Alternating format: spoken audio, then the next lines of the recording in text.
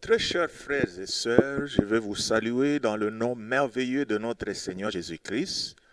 Et je suis heureux de vous rencontrer encore ce soir pour la suite de notre programme d'enseignement. Je vous avais promis déjà le mardi passé qu'aujourd'hui nous allons parler sur la doctrine. Nous avons trouvé que c'est très important que les enfants de Dieu puissent savoir en quoi est-ce qu'ils croient. C'est-à-dire, si nous ne croyons pas, si nous ne savons pas en quoi nous avons cru, c'est-à-dire avec beaucoup d'enseignements que nous rencontrons ici sur terre, sur Dieu, nous risquons de nous embrouiller. C'est ainsi que nous avons trouvé qu'il était très important que nous puissions parler au peuple de Dieu concernant la doctrine. Aujourd'hui, nous voulons faire une petite étude sur Dieu, puisque la base de la religion, la base de notre croyance est sur Dieu d'abord.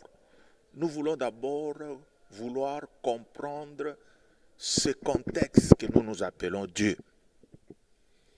Vous savez, dans l'histoire, nous avons étudié beaucoup de civilisations. Nous avons étudié l'Égypte, nous avons étudié la Grèce, nous avons étudié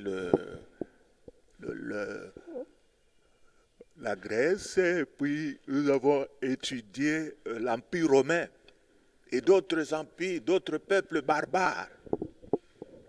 Nous avons remarqué que chaque peuple voulait adorer Dieu.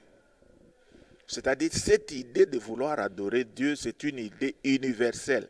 Là où il y a un peuple, vous allez voir que ce peuple, à la fin, lorsqu'il raisonne, il va trouver qu'il y a un être qui est au-dessus de tout, et cet être, on l'appelait Dieu. Et alors, qu'est-ce qui est arrivé? Chaque peuple voulait adorer ce Dieu-là de sa manière. Et je veux vous le dire aussi, que même ici dans la Bible, le peuple d'Israël, si nous regardons dans son histoire, nous allons voir qu'ils ont voulu aussi adorer leur Dieu.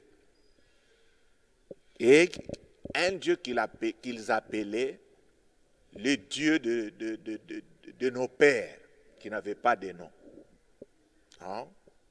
C'est-à-dire aujourd'hui, si vous voyez certaines personnes en train d'adorer une statue, il ne faut pas les en vouloir. C'est puisqu'ils sont dans l'ignorance. Donc maintenant, il y avait un problème. Le peuple qui ne connaissait pas Dieu, pour maintenant qu'il puisse connaître Dieu, qu'est-ce que Dieu devait faire? Donc, il n'y avait que Dieu qui pouvait lui-même se révéler à ce peuple-là. Leur montrer son nom et leur montrer comment ces peuples-là pouvaient s'approcher de lui et lui offrir des sacrifices. C'est ça. C'est ça que nous voyons avec le peuple d'Israël. L'histoire du peuple d'Israël commence d'une manière proprement dite dans Exode chapitre 3. C'est un très long texte que je recommanderais à tous ceux-là qui me suivent de lire l'histoire qui est relatée dans Exode chapitre 3 et vous allez comprendre ce que je suis en train de vous dire. Puisque actuellement, nous voyons des gens, lorsqu'ils rencontrent quelqu'un qui ne prie pas avec eux, écoutez ce qu'il leur dit. Oh, frère, Nzambazaka Moko. C'est pourquoi vous allez voir qu'il y a l'écuménisme. Les gens qui se regroupent, puisqu'ils croient en un seul Dieu, ils pensent que cela est possible. Mais je ne crois pas que cela soit ce que nous voulons dire. Alléluia. Puisque aujourd'hui, vous pouvez dire à quelqu'un qui est dans la religion islamique, vous lui dites, bon, nous allons prier tous ensemble puisque nous prions un seul Dieu. Mais je crois que ça, c'est une déviation. Le Dieu que nous devons prier à travers le monde, c'était lui-même manifesté à l'homme. Il s'est montré lui-même à l'homme. Alors comment? Dieu a commencé par appeler un homme qui s'appelait Moïse. Il lui a dit, Moïse, je vais t'envoyer pour que tu puisses aller délivrer mon peuple en Égypte. Et vous savez ce qu'il y a eu. Moïse avait résisté Dieu pour lui dire, non, je ne peux pas faire ça, tout ça. Mais nous n'allons pas lire tous ces textes, mais nous pouvons lire Exode au chapitre 3 du verset 11 au verset 18.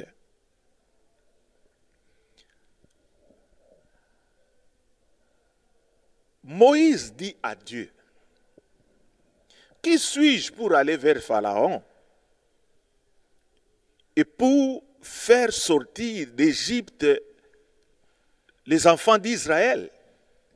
Dieu lui dit, « Je serai avec toi, et ceci sera pour toi un signe que c'est moi qui t'envoie.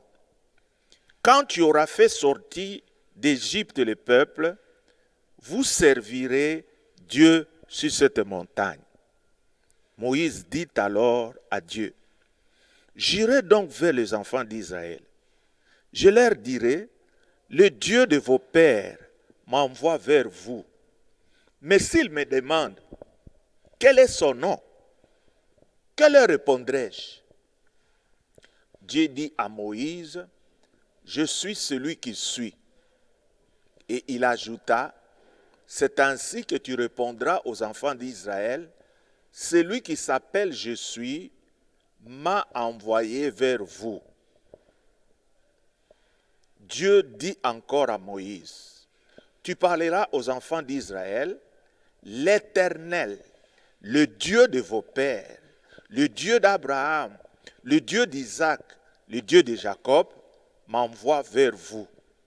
Voilà mon nom pour l'éternité, voilà mon nom de génération en génération.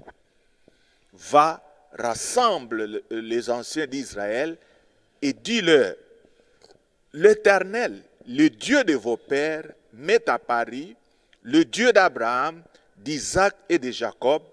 Il a dit, je vous ai vu et j'ai vu ce qu'on fait, ce qu'on vous fait en Égypte.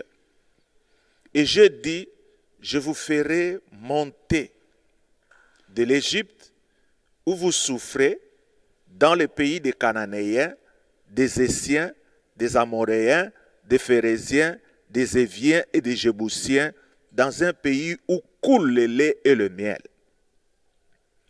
Ils écouteront ta voix et tu iras, toi et les anciens d'Israël, auprès du roi d'Égypte, et vous lui direz, l'Éternel, le Dieu des Hébreux, nous est apparu.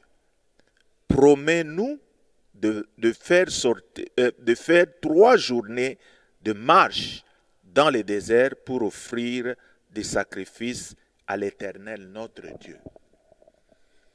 Le problème qui était dans les têtes des enfants d'Israël, c'était lequel? Ils priaient un Dieu qui n'avait pas de nom. C'est pourquoi vous allez voir à travers le monde, il y a des noms, beaucoup de noms donnés à Dieu. Chez les Romains, c'était Zeus, n'est-ce pas? Chez les Grecs, c'était quoi? Les Grecs. Zeus, c'était chez les Romains, mais chez les Grecs, c'était quoi? Vous avez oublié l'histoire. Mais les dieux grecs avaient... Bon, il y avait, bon, moi, je veux me rappeler pendant que je suis en train de vous dire, hein, les Grecs aussi avaient un Dieu qui avait un nom. Les Égyptiens aussi adoraient le Dieu qui soleil. Hein? Les Congolais adorent aussi beaucoup de dieux. Nzambian Pungu. Quoi encore?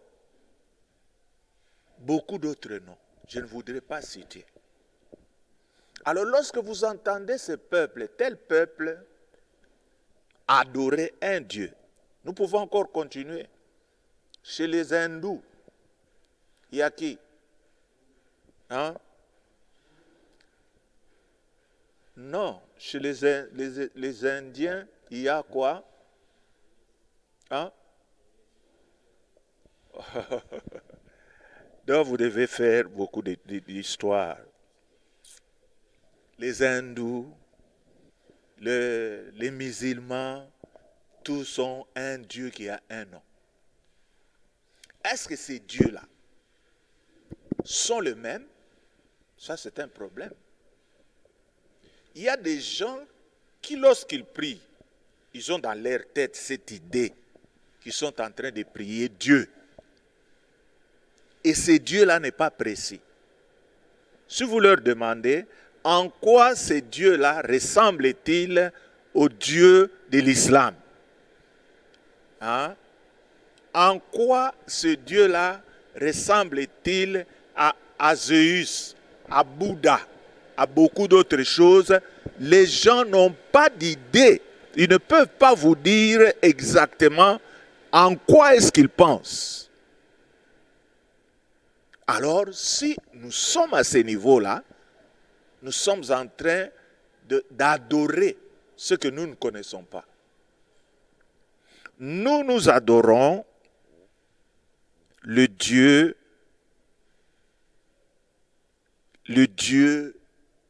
quel Dieu? Le Dieu d'Israël, le Dieu des Hébreux. C'est celui-là que la Bible nous montre. Ce Dieu-là qui a appelé d'abord Moïse, ce Dieu-là qui a fait sortir le peuple d'Israël de l'esclavage, et ce Dieu-là qui s'est constitué en un peuple de 12 tribus, et ce Dieu-là, dans toute cette généalogie, vous verrez qu'à partir de ces dieux-là est sorti Jésus-Christ que nous sommes en train d'adorer aujourd'hui. Vous allez voir, ça va nous amener. Mais toutes ces choses, il faut qu'un enfant de Dieu connaisse ça pour qu'il puisse prier Dieu comme il faut. Sinon, vous allez vous allier avec n'importe qui. Tosambela kaka, nzamba zaka moko, yo sambela na yolo kwa nzamba za moko, moi aussi je veux prier. Mais non. C'est pourquoi je vous dis, je suis en train de dire, même aux serviteurs de Dieu, nous devons faire très attention. Si le peuple devant qui nous nous tenons pour parler des choses de Dieu, si ce peuple ne comprend pas ces histoires, nous serons surpris que le jour de l'enlèvement, nous puissions nous retrouver dans un petit nombre. Vous verrez que beaucoup de gens vont rester, puisqu'ils ne connaissent pas ces dieux-là qui sont en train de prier. Hein? C'est pourquoi lorsque nous lisons dans Jean, au chapitre 4, hein, là, on nous dit des choses telles que vous devez les comprendre maintenant. Jean chapitre 4, verset 22, nous dit, « Vous adorez ce que vous ne connaissez pas, mais nous adorons ce que nous connaissons, car le salut vient de Juifs. » Si vous voulez prier les vrais dieux, il faut aller les rechercher dans l'histoire du peuple juif. Et l'histoire du peuple juif, c'est cette histoire que je suis en train de vous lire maintenant, qui a commencé avec les Moïse, tout ça, et nous allons voir comment Moïse a pu retrouver ce Dieu-là. quand qu'ils échangeaient avec Dieu, Moïse va maintenant demander à Dieu. C'est vrai que toi tu me parles maintenant. Mais lorsque je vais descendre là-bas chez nous et que je verrai ton peuple, quelle heure dirai-je? Hein? Ça, c'est le verset 13. Moïse dit à Dieu, j'irai donc vers les enfants d'Israël et je leur dirai, le Dieu de vos pères m'envoie vers vous. Mais s'ils me demandent, quel est son nom, que répondrai-je? Ça, c'est la première fois que Dieu se manifeste à l'homme pour lui dire son nom. Et il dira, à la fin du verset 15, voilà mon nom pour l'éternité. Voilà mon nom de génération en génération. C'est-à-dire, dans ce monde, nous ne pouvons avoir qu'un seul Dieu. C'est lequel? C'est celui qui s'est révélé à Moïse. Et qu'est-ce qu'il a dit? Dieu dit, je suis celui qui suis. C'est ainsi que tu répondras aux enfants d'Israël, celui qui s'appelle je suis m'a envoyé vers vous. Celui qui s'appelle je suis, c'est l'Éternel. L'Éternel. Ou encore Jéhovah. Alléluia. C'est ça le Dieu en qui nous devrions avoir notre confiance. C'est ce Dieu-là que nous allons étudier maintenant. Le fondateur, celui qui a créé les cieux et la terre, c'est ce Dieu-là qui s'est manifesté comme l'Éternel. Celui qui a créé les cieux et la terre, celui qui a tout créé, c'est ça, le Seigneur, l'Éternel, que nous prions. Mais les enfants d'Israël, ils priaient quel Dieu? Les enfants d'Israël priaient le Dieu d'Abraham, d'Isaac et de Jacob, les dieux de leur père. C'est la même chose aussi au Congo. Hein? Il y a des gens, Nzambe yaba kokonabiso. Non, ce Dieu-là a un nom. C'est Jéhovah. Et d'ailleurs, son nom, les gens n'ont pas pu l'écrire comme il faut. Ce nom, ils l'ont représenté en tétragramme. Ce sont 4 lettres. J, H, W et quoi? Hein?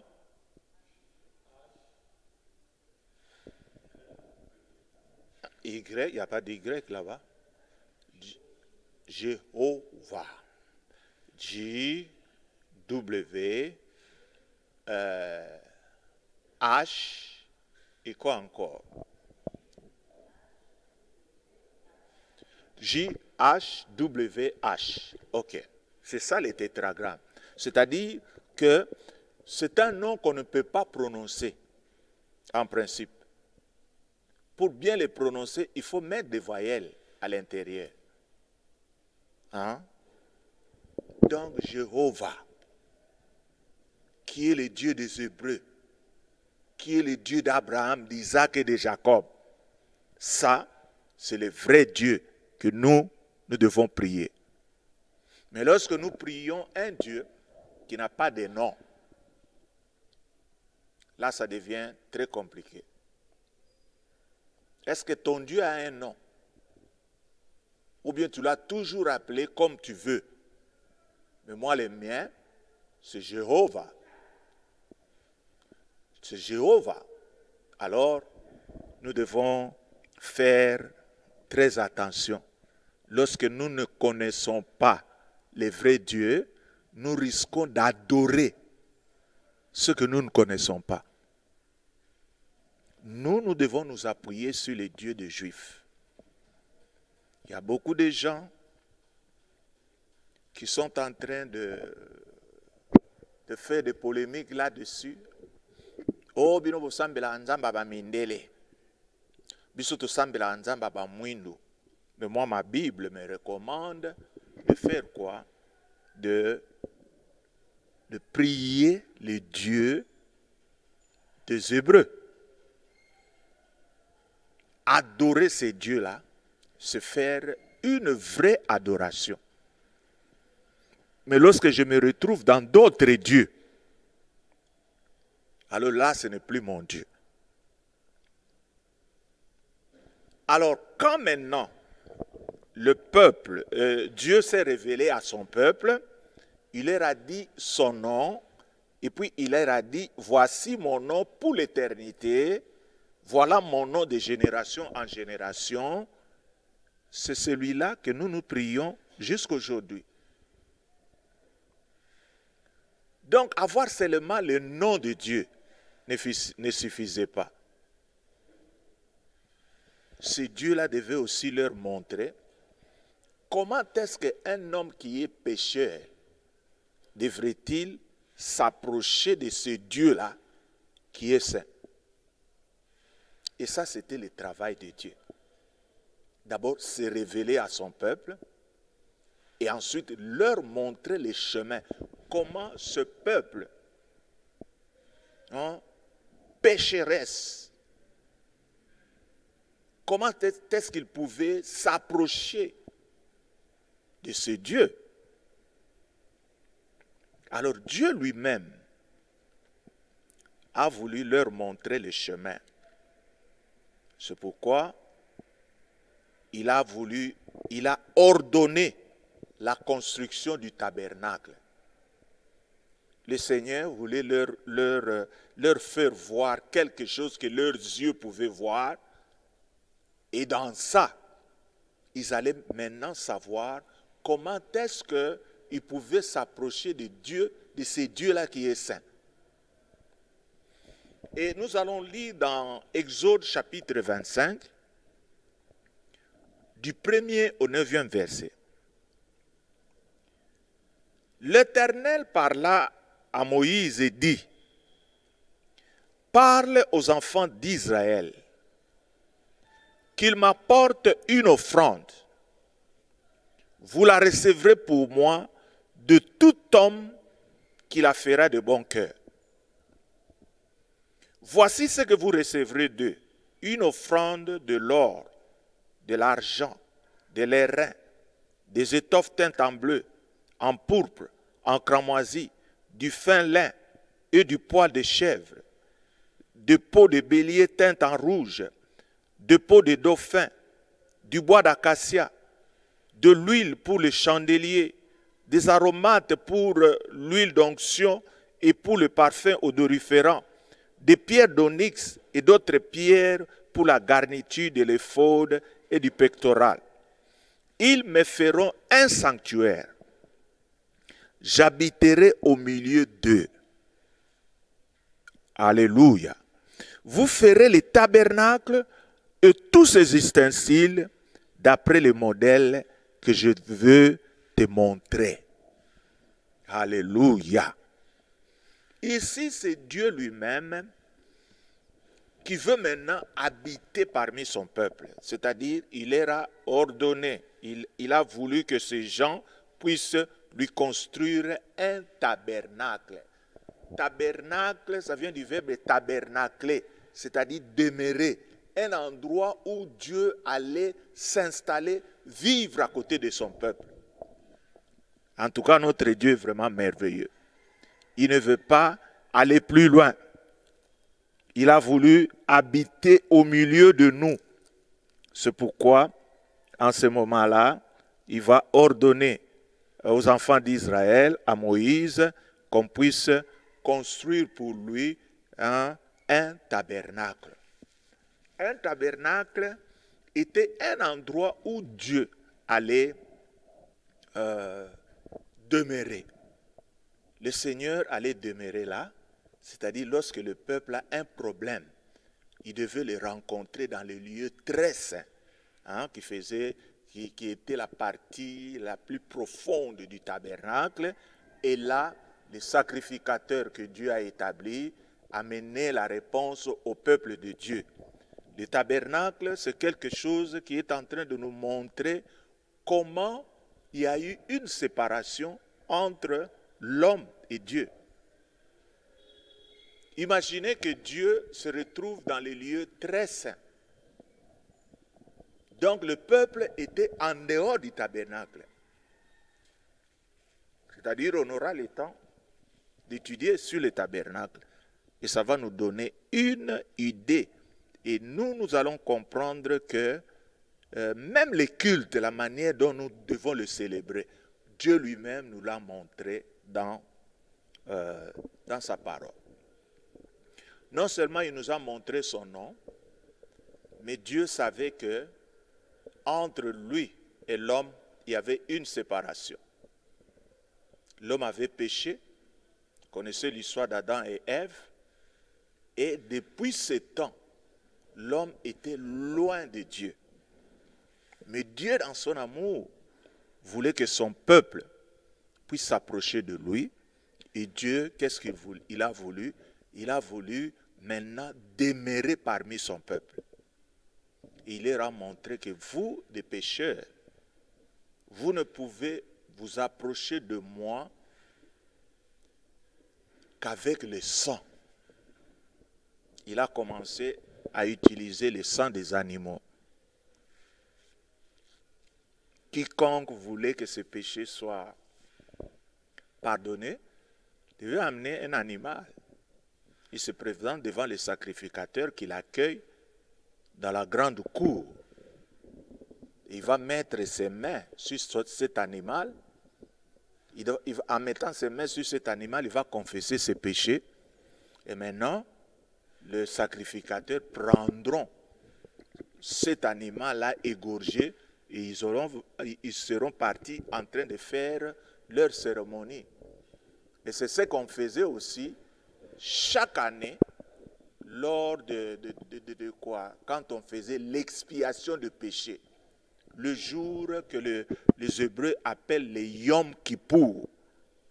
Le jour où on devait faire l'expiation du péché pour tout le peuple. Ça, ce sont des choses, je n'aimerais pas faire beaucoup trop de pression là, puisqu'il y a encore beaucoup de choses qu'on va vous montrer. Et les gens amenaient toujours, il y avait toujours l'effusion de sang des animaux.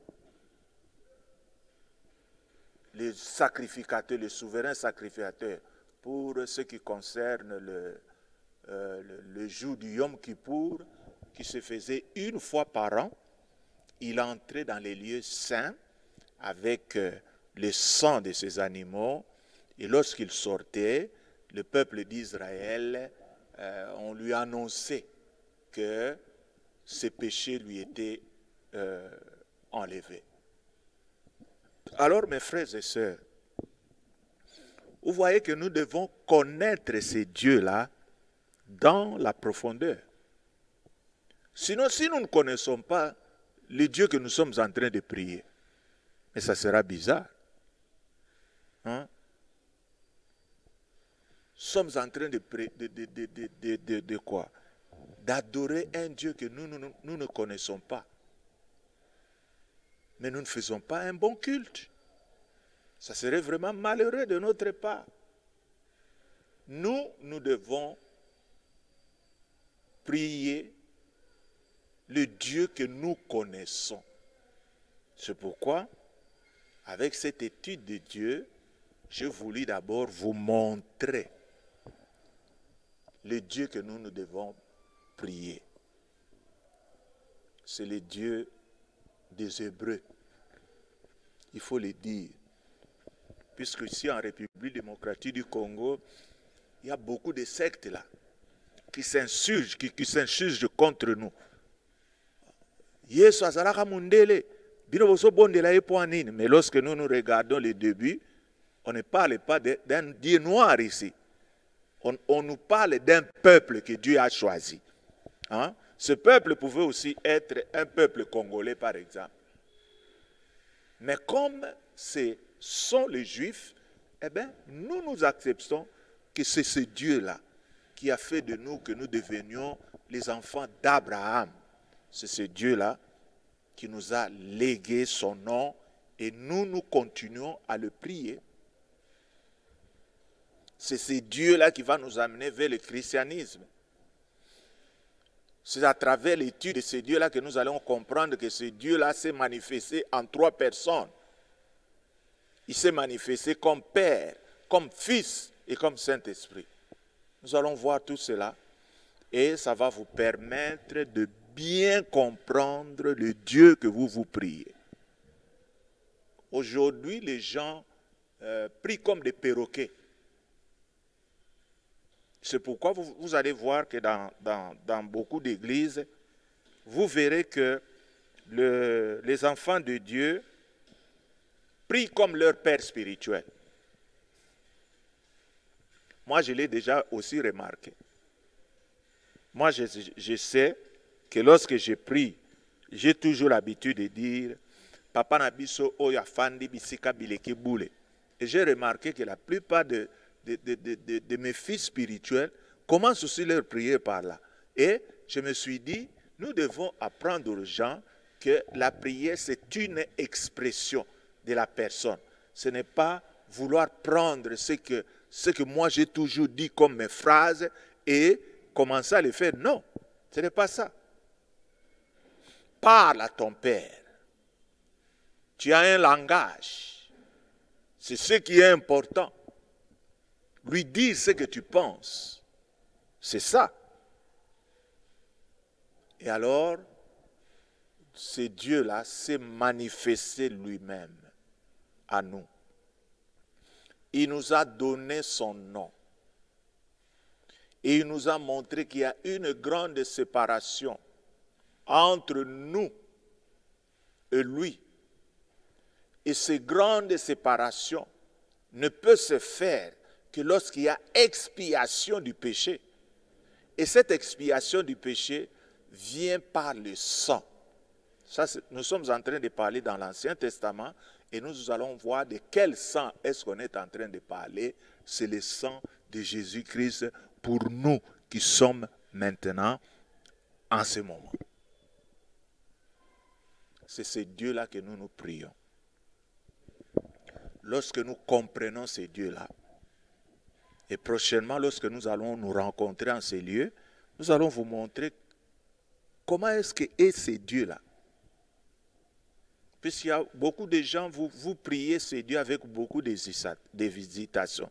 Vous ne croyez pas que ce Dieu-là, c'est un Dieu puissant, c'est un Dieu qui fait de grandes choses, c'est un Dieu qui a toujours agi, c'est un Dieu qui est un Dieu de l'impossible.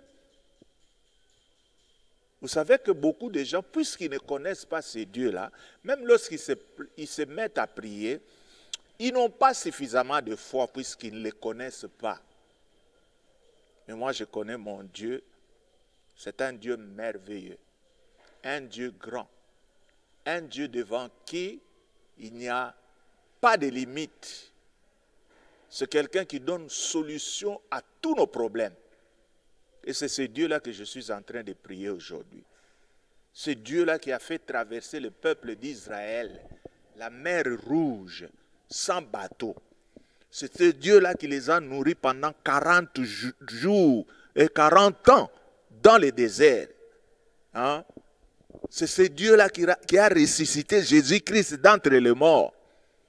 Alors lorsque je connais ce Dieu-là dans cette grandeur, eh bien ma foi grandit. Et comme ce Dieu-là a quitté le ciel et maintenant il vit en moi par le Saint-Esprit, eh bien je suis un homme très spécial.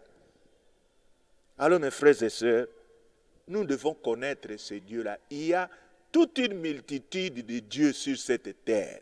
Mais toi, le Dieu que toi tu es en train de quoi?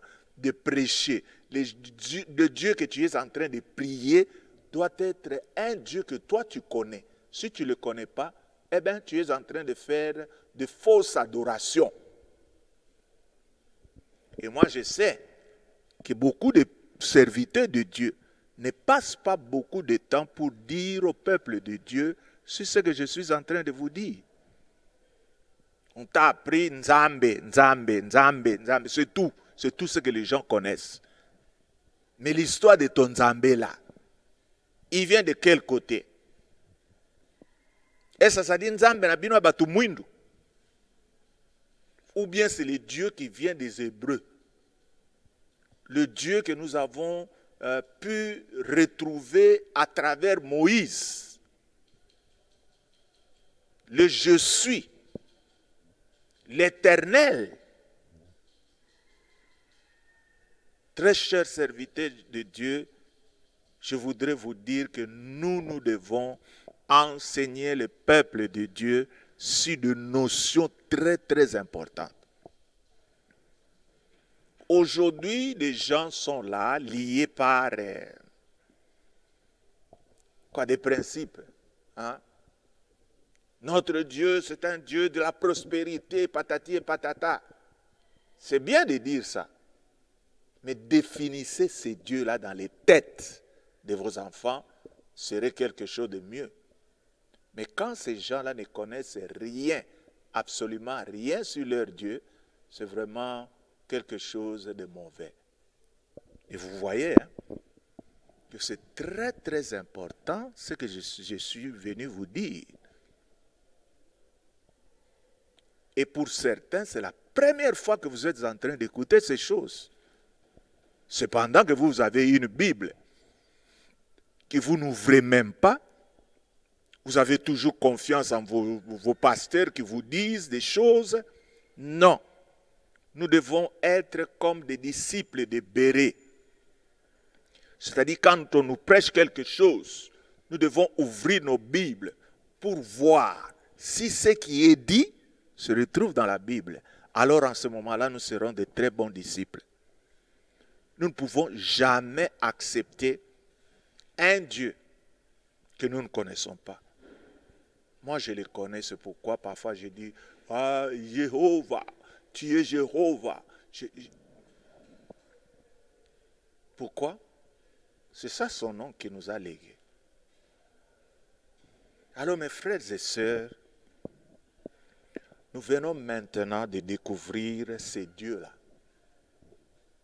Et je crois que prochainement, le dimanche, nous allons voir qui est-il réellement. Excusez-moi. Qui est ce Dieu réellement?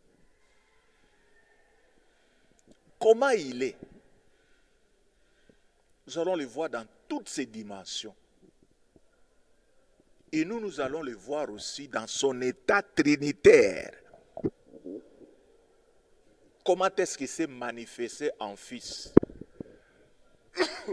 Excusez. Et comment il s'est manifesté en Saint-Esprit? Lorsque tu connais ça, oh mon frère, tu seras un grand serviteur de Dieu qui va maintenant prêcher la parole de Dieu sans hésitation.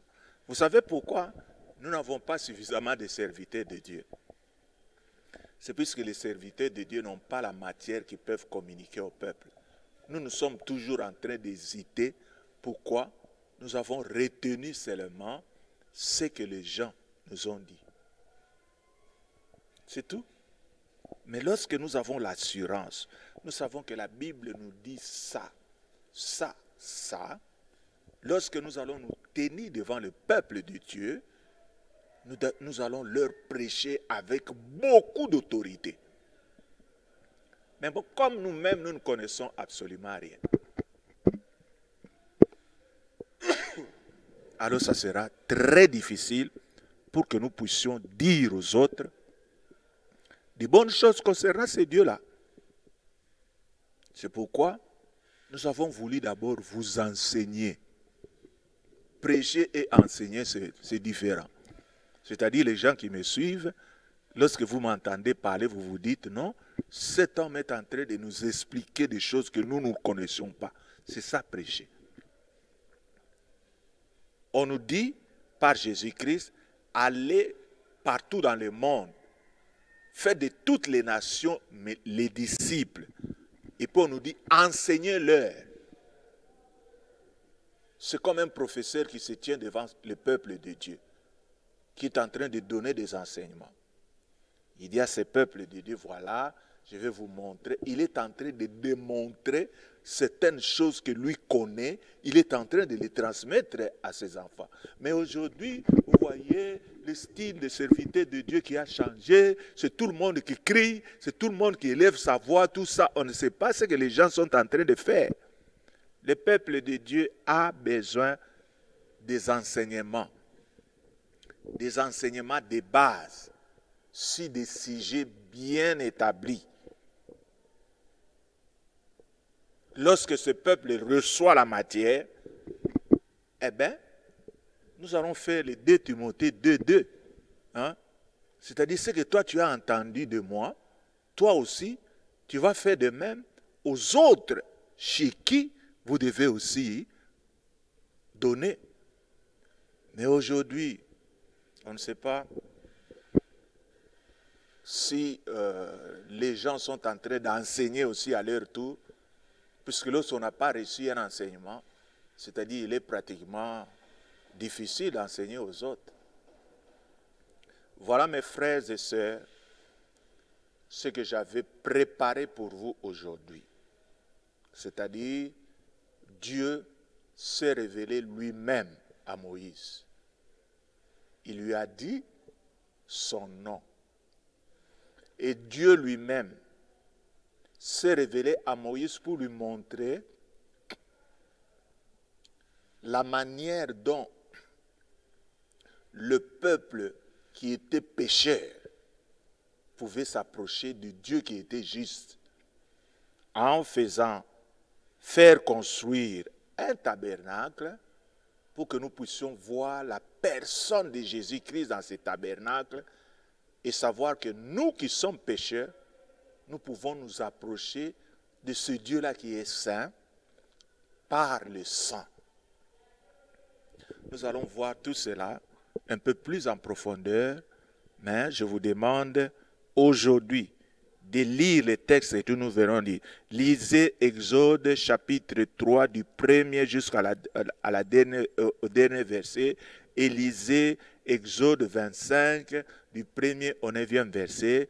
Prochainement, lorsque nous allons nous rencontrer, nous allons encore faire beaucoup de commentaires là-dessus. Voilà. Que ces enseignements demeurent en vous et que vous soyez des gens qui peuvent aussi donner à certaines personnes. Que le Seigneur vous bénisse. Nous allons encore une fois nous retrouver dans 2 jours, le dimanche, pour continuer à suivre nos enseignements. Je vous dis que vous pouvez toujours nous appeler. Nous voulons aussi comprendre si vous comprenez nos enseignements. Si vous ne les comprenez pas, eh bien, appelez-nous. Mon numéro est en train de passer au bas de l'écran. Eh bien, appelez-nous, donnez-nous ce que vous pensez et ça va nous permettre d'améliorer. Là où vous avez trouvé que nous n'étions pas corrects, ça va améliorer et le Seigneur va arranger afin que vous puissiez bien nous comprendre. Voilà, que le Seigneur vous bénisse. Rendez-vous ce dimanche sur EPV Télévision à 13h, sur Parole TV à 13h, et pour les autres, vous nous suivez sur YouTube, sur Facebook. Il y en a qui vont transmettre ça, mais dans le confinement, suivons les enseignements. Que Dieu puisse vous bénir. Merci beaucoup.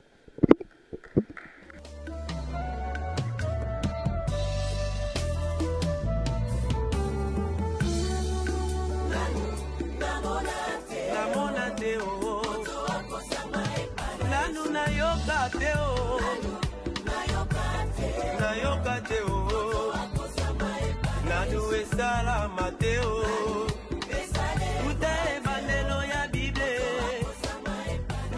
amor.